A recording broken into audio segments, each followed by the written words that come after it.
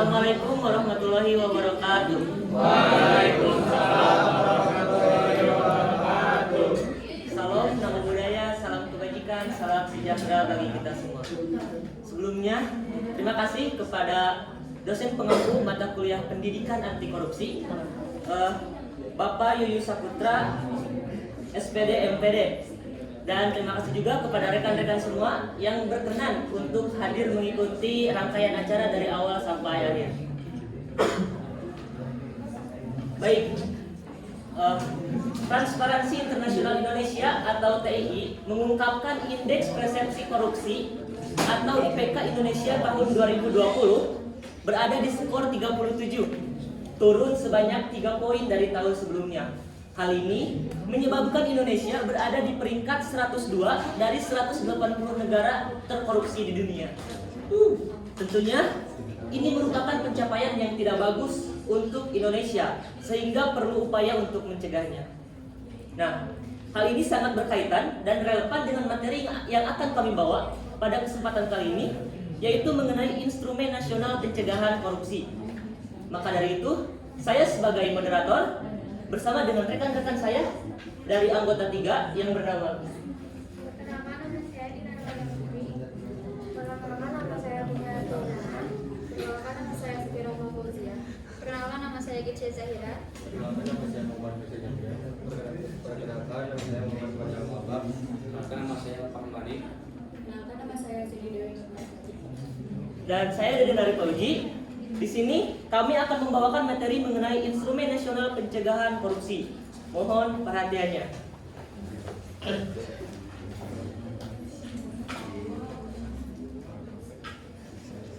Untuk pemateri pertama, yaitu akan disampaikan oleh Rahma. Waktu dan tempat saya persilakan. Baik, terima kasih kepada moderator yang telah memberikan kesempatan untuk saya menyampaikan materi. Materi yang akan saya jelaskan yaitu mengenai apakah yang dimaksud dengan Instrumen Nasional Pencegahan Korupsi. Instrumen Nasional Pencegahan Korupsi adalah seperangkat kebijakan, program, dan tindakan yang dilakukan oleh pemerintah Indonesia untuk mencegah dan memberantas tindak pidana korupsi. Instrumen ini bertujuan untuk memperkuat sistem pemerintahan yang bersih dan transparan, serta meningkatkan integritas dan akuntabilitas penyelenggara negara.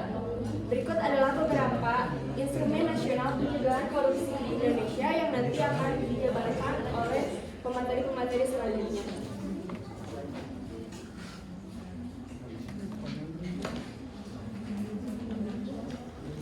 Instrumen nasional pencegahan korupsi dapat berbentuk kebijakan anti korupsi yang dikeluarkan oleh pemerintah, baik dalam bentuk peraturan perundang-undangan dan lembaga-lembaga yang bertugas mencegah dan atau memberantas korupsi.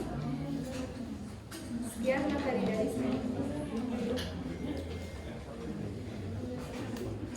Baik, untuk pemateri selanjutnya yaitu kepada Gitsya, saya persilakan. Terima kasih pada moderator atas kesempatannya. Saya di sini akan menjelaskan tentang peraturan perundang-undangan.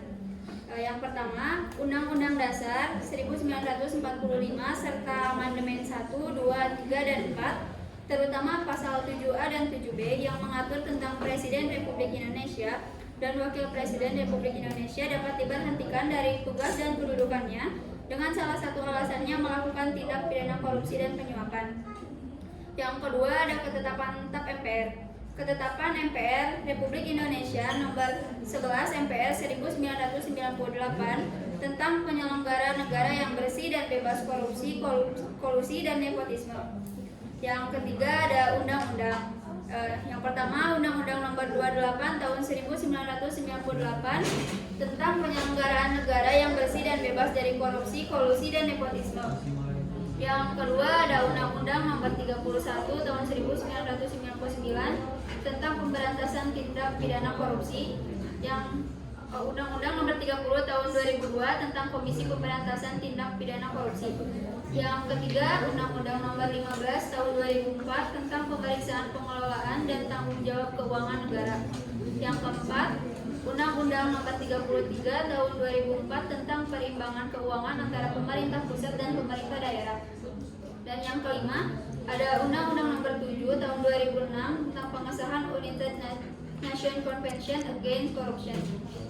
Lalu yang keempat ada peraturan pemerintah pengganti undang-undang atau Perpu nomor 24 tahun 1960 tentang pengusutan, penuntutan, dan pemeriksaan tindak pidana korupsi. Lalu yang kelima ada peraturan pemerintah atau PP. Yang pertama PP nomor 19 tahun 2000 tentang tim gabungan pemberantasan tindak pidana korupsi. Yang kedua ada PP nomor 110 tahun 2000 tentang kedudukan keuangan Dewan Perwakilan Rakyat Daerah.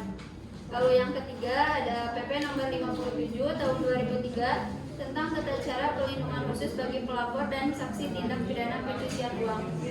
Lalu yang terakhir ada Inpres dan Kepres. Instruksi Presiden atau Inpres nomor 5 tahun 2004 tentang percepatan pemberantasan tindak pidana korupsi. Lalu yang kedua ada Keputusan Presiden atau Kepres nomor 11 tahun 2005 tentang tim koordinasi pemberantasan tindak pidana korupsi. Sekian materi yang saya sampaikan, saya kembali kepada moderator. Baik, untuk pemateri selanjutnya yaitu akan dibawakan oleh saudari Guna. Baik, terima kasih atas kesempatannya. Jadi saya akan menjelaskan tentang lembaga pencegahan korupsi. Selain dari peraturan perundang-undangan yang telah dipaparkan sebelumnya, ada beberapa lembaga atau instansi yang merupakan instrumen yang dibuat dalam upaya mencegah dan memberantas korupsi dan perilaku kooperatif. Di sini saya akan menjelaskan tentang KPK atau Komisi Pemberantasan Korupsi. Undang-Undang Nomor 30 Tahun 2002 tentang Komisi Pemberantasan Tindak Korupsi menjadi pencetus lahirnya KPK di masa Kepresiden Megawati Soekarno Putri. Ketika itu, kejaksaan dan kepolisian dianggap tidak efektif memberantas tindak pidana korupsi, sehingga dianggap perlu adanya lembaga khusus untuk melakukannya. KPK dibentuk dengan tujuan meningkatkan daya guna dan hasil guna terhadap upaya pemberantasan tindak pidana korupsi. KPK dalam menjalankan tugas dan wewenangnya bersifat independen dan bebas dari pengaruh kekuasaan manapun. Undang-undang ini kemudian disempurnakan dengan revisi Undang-Undang KPK pada tahun 2019 dengan terbitnya Undang-Undang Nomor 19 tahun 2019. Sekian dari saya. Baik, untuk pemateri selanjutnya akan dibawakan oleh saudari Dinar. Baik, terima kasih atas kesempatannya. Di sini saya akan membahas mengenai Komisi Yudisial. Tahun 2001 berdasarkan amandemen Undang-Undang Dasar tahun 1945 melalui amandemen ketiga UUD NRI tahun 1945 pada tahun 2001 disepakati tentang pembentukan Komisi Yudisial yang diatur secara khusus dalam pasal 2 ayat 1 UUD 1945. Semangat pembentukan Komisi Yudisial disandarkan pada keprihatinan mengenai kondisi wajah peradilan yang muram dan keadilan di Indonesia yang tak terang. Komisi Yudisial memiliki dua kewenangan konstitutif, yaitu untuk mengusulkan pengangkatan hakim agung dan mempunyai wewenang lain dalam rangka menjaga dan menegakkan kehormatan, keluhuran martabat serta perilaku hakim. Kemudian ada Ombudsman Republik Indonesia UU Nomor 37 Tahun 2008 tentang Ombudsman Republik Indonesia menyatakan ayat 1 setiap warga negara Indonesia atau penduduk berhak menyampaikan laporan kepada Ombudsman. Ayat 2 penyampaian laporan sebagaimana dimaksud pada ayat 1 tidak dipungut biaya atau imbalan dalam bentuk apapun. Baik, untuk materi selanjutnya akan dibawakan oleh saudari Cindy. Baik, terima kasih atas kesempatannya. Di sini saya akan menjelaskan tentang Pusat Pelaporan dan Analisis Transaksi Keuangan atau bisa disingkat PPATK. PPATK merupakan lembaga independen yang dibentuk dalam rangka mencegah dan memberantas tindak pidana pencucian uang. Pada tanggal 17 April 2022 bersamaan dengan Undang-Undang Nomor 15 Pasal 6 Tahun 2022 tentang tindak pidana pencucian uang menyatakan bahwa setiap orang yang menerima atau menguasai penempatan, pentransferan, pembayaran, hibah, sumbangan, penitipan, penukaran harta kekayaan yang diketahuinya atau patut diduganya merupakan hasil tindak pidana dipidana dengan pidana penjara paling singkat 5 tahun dan paling lama 15 tahun dengan denda paling sedikit 5 miliar rupiah dan paling banyak 15 miliar dari saya sampaikan kepada negara. Baik, untuk materi selanjutnya akan dibawakan oleh saudara Fawaz. Sudah tepat, silakan. Baik, untuk selanjutnya yaitu Lembaga Pengawasan Perbankan atau disebut juga OJK. OJK bertugas mengatur dan mengawasi seluruh kegiatan perbankan secara nasional. Seperti diketahui bahwa maksud dan tujuan dibentuknya OJK adalah untuk mengatur dan mengawasi seluruh kegiatan perbankan secara nasional. Menurut Undang-Undang Nomor 21 Tahun 2011, Pasal 2 Ayat 1 dengan undang-undang ini dibentuk OJK. Ayat 2, OJK adalah lembaga yang independen dalam melaksanakan tugas dan wewenangnya, bebas dari campur tangan pihak lain kecuali untuk hal-hal yang secara tegas diatur dalam undang-undang ini. Mungkin sekian dari saya kembalikan kepada moderator. Baik, untuk materi selanjutnya yang akan dibawakan oleh saudara Farhan. Baik, terima kasih. Di sini saya akan menjelaskan tentang Komisi Penyiaran Indonesia. Dalam Undang-Undang Nomor 32 Tahun 2002 tentang Penyiaran KPI Pusat, yang pertama yaitu Komisi Penyiaran sebagaimana dimaksud dalam Pasal 6 Ayat 4 disebut Komisi Penyiaran Indonesia, singkat KPI. Yang kedua, KPI sebagai lembaga negara yang bersifat independen mengatur hal mengenai penyiaran. Yang ketiga, KPI terdiri atas KPI pusat dibentuk di tingkat pusat dan KPI daerah dibentuk di tingkat provinsi. Itu saya kembalikan. Terima kasih. Untuk materi selanjutnya akan dibawakan oleh saudara Jam-Jam. Sudah kembali jam Di sini saya akan menjelaskan tentang Komisi Pemilihan Umum dan Badan Pengawas Pemilihan Umum. Menurut Kepres Nomor 16 Tahun 1999 tentang pembentukan Komisi Pemilihan Umum dan penetapan organisasi dan tata kerja Sekretariat Umum Komisi Pemilihan Umum, bahwa pemilihan umum diselenggarakan oleh Badan Penyelenggara Pemilihan Umum yang bebas dan mandiri, terdiri dari unsur partai, politik, peserta pemilihan umum dan pemerintah. Terima kasih.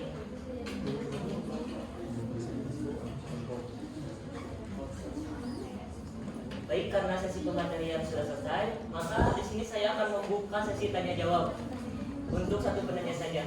Silakan. Menurut saya bisa berjalan. Ini di kelas kita berjalan. Jadi nggak perlu nanya.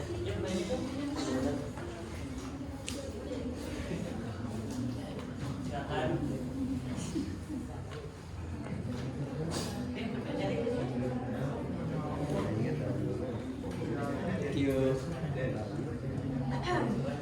Baik, karena tidak ada yang bertanya, maka di sini saya akan menyimpulkan mengenai materi yang telah kami bawakan pada presentasi kali ini. Baik, hari ini kita telah banyak belajar mengenai pengertian instrumen korupsi, bentuk instrumen nasional pencegahan korupsi, peraturan perundang-undangan dan lembaga pencegahan korupsi, yang mana kita dapat menerapkan alat pencegahan atau pemberantasan korupsi ini dapat berjalan dengan baik untuk memberantas korupsi di Indonesia. Nah, ada quotes yang pernah saya baca, yaitu Anda tidak perlu mengangkat senjata dan membunuh orang seperti zaman perjuangan dulu. Cukup jangan korupsi saja, itu sudah cukup menolong negara ini. Untuk itu saya dengan